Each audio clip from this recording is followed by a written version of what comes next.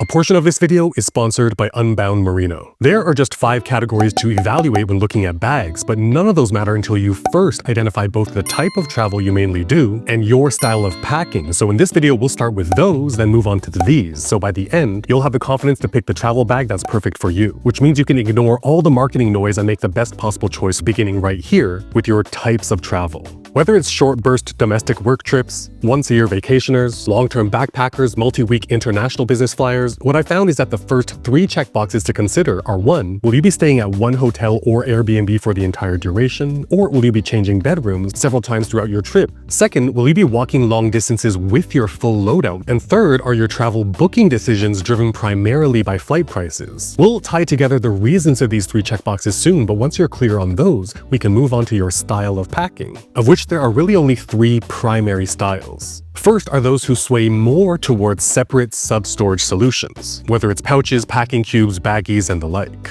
The second packing style are for folks who sway more towards direct packing, without the use of extra storage accessories. And third are folks who prefer travel with 0 check-in luggage, carry-on only, or in the case of the most budget-conscious travelers, personal item only. And by the way, many can't imagine how it's even possible when I travel for a month or more with just one backpack, especially because I need to maintain a minimum level of hygiene and presentability because most of my travel is for work. So let's do a live, super restrictive personal item loadout with this tiny 13-liter backpack by Osprey that fits within any airline's personal item size restrictions and pretend that we're going on a 2-week vacation. You see, clothing is by far the category of item that traditionally takes up the most space, and the only way this very small bag would support a 2-week vacation is because of this video's sponsor, Unbound Merino. High-quality superfine merino enables zero-sacrifice minimal packing because it's a miracle fabric that's ridiculously odor-resistant and, because of its naturally antimicrobial properties, actually stays very clean, meaning, even as someone who sweats so much and so fast, I can easily wear the same outfit for more than a week straight without offending people's noses, and without that gross, sticky feeling when re-wearing other types of fabrics. And because of how wrinkle-resistant it is too, packing tightly into a teeny personal item even when flying budget airlines is a non-issue, especially since body heat further eliminates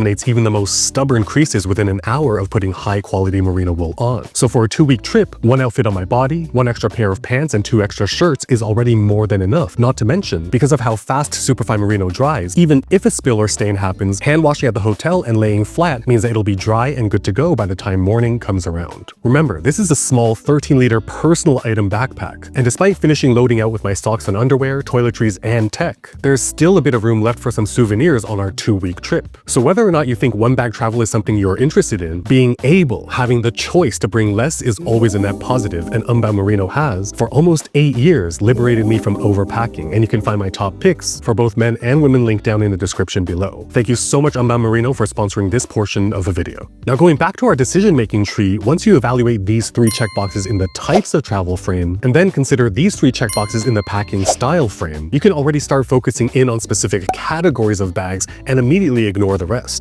Point is, once you've got these checkboxes hammered down, you can start looking at individual bags, and for each bag you're interested in, we can evaluate them against the only 5 categories of consideration for travelers, beginning with airline compliance. So the very first step is to research the most likely airlines you'll be flying, most often defined by the country you live in and which airlines fly most out of your home airport. On airline websites, you'll find their parameters for 3 different types of baggage: personal item, carry-on, and check-in. Depending on the boxes you checked here and here, when it comes to a backpack, you'll be able to identify first if the main travel bag you're looking for needs to fit within the personal item restrictions or the carry-on restrictions by seeing their maximum allowed weight and size defined by the airline. So if you checked this box here and know that you'll primarily be flying budget airlines, you already know that anything beyond a small personal item will be a significant upcharge. Point is, once you know whether you're after a personal item or carry-on item or both, visit the websites of your most likely to fly airlines and jot down their size and weight limitations, which will enable you to see at a glance from website dimensions of bags you're considering if they will indeed be compliant. A very important side tip is that if you're planning a specific trip that requires connecting flights operated by different carriers, you'll want to restrict yourself to the size and weight limitations of the most restrictive flight. For example, this trip from my home city of Toronto to Austria has a connection where, although both airlines have the same carry-on size limit, on the first leg, Air Canada does not have a weight limit as long as the traveler can lift their bag into the overhead bin by themselves. While on the second leg, Austrian Air does have a weight limit of 17 pounds or 8 kilos, which means when choosing a bag and when packing, packing, we must limit ourselves to the limitations set out by Austrian Air for this trip. With airline compliance out of the way, we can move on to the second area of consideration: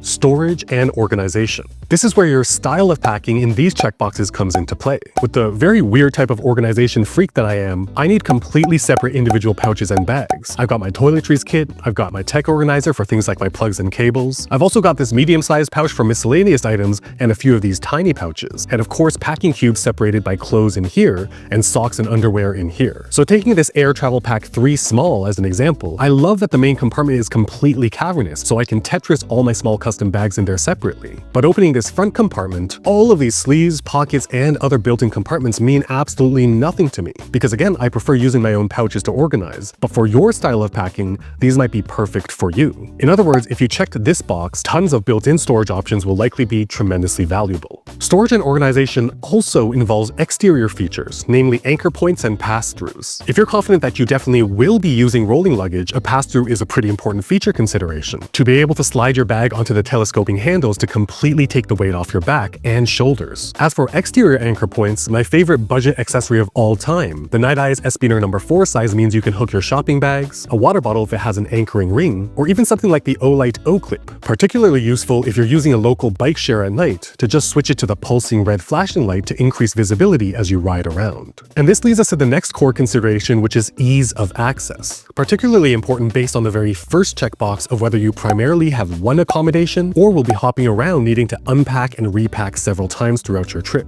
I mean, if you have just one accommodations for your entire journey, then even a traditional top-loading school bag is fine, since you arrive, unpack once, and won't have to go fishing around or repack for the entire duration of your trip until the last day. But if say you're headed to multiple cities with 2 nights here, 2 nights there, and 1 night here, here, and here respectively, having a central compartment that can completely lay open for ease of sight and packing will eliminate a lot of annoyance. Beyond that, external access to the main compartment as well as exterior pockets are a point of consideration too. Take this TomTalk travel bag, one of, if not the best bang for buck budget travel backpack I've ever tested. We can see that while packing, there's this very easy to pack complete fold open cavernous compartment. But let's say you need to access your tech pouch or makeup bag very frequently while you're out and about. Efficiency of access means that if you put those more frequently used items at the bottom of that cavernous cargo hold when you were packing, while you're out exploring and need to get to them, you don't need to lay flat and completely open it up. You can just unclip the security flap and unzip this hidden access port from the front without even fully taking off your bag.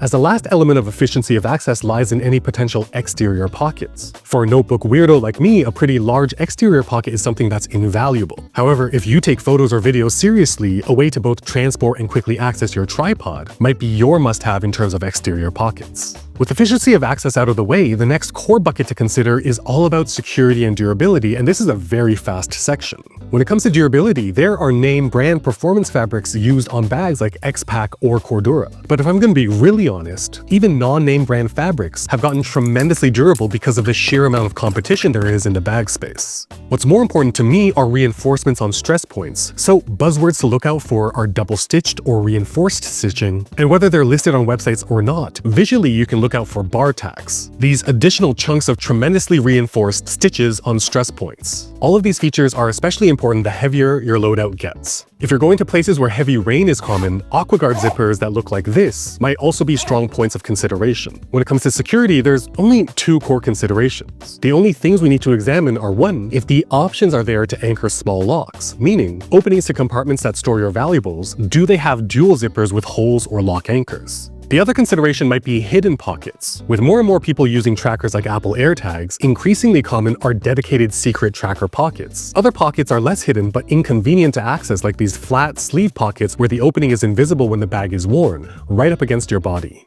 Sliding out of durability and security, we can now move on to the 5th and final bucket of consideration of appearance and comfort. Appearance, there's no real point to talk about it since how something looks to us is completely subjective. You either like the way it looks or you don't. Much more important, however, especially if you ticked this checkbox of needing to walk or carry long distances with your full loadout, means that padding, anchor points, and perhaps load lifters will make a huge difference to you. A note about padding is, super squishy straps might seem like an awesome option. However, for heavy weight and long carry times, stiffer foams are in fact, counterintuitively, much more comfortable. Now, whether it's sternum straps or integrated hip belts, additional contact points help mitigate flopping up and down as you walk, which over time drastically reduce impact strain, especially to your lower back. Load lifters are perhaps some of the most impactful if you need to carry heavy load for long durations, where, like you see here on the Air Travel Pack 3, lifts the center mass up and forwards onto your shoulders to really help take the weight off your back. I do not have to carry full load for long periods of time, but I still prefer having load lifters since when I'm changing accommodations in places like Jakarta, I prefer scooter taxis since they're much faster and cheaper. However, when riding scooter taxis, spinal compression comes from both the top with the weight of the bag itself and from the bottom from bumpy roads, and the load lifters on the packed backpack provides an instant, very noticeable difference when activated. And speaking of scooter taxis, they are one of the main reasons I strive to do one-bag travel since there's no way they'd be even possible if I also had a wheeled luggage. Again, clothing choices are the biggest enablers of this, and to see all clothing considerations that go far beyond today's sponsor, Unbound Merino, you will definitely want to watch this video right over here. If you're feeling lucky though, this video down here is the one for you. I'll leave them on screen for a few seconds so you can choose which one to watch next, but while you're deciding, consider subscribing and hitting that bell so you'll be notified the moment new videos just like this one drops.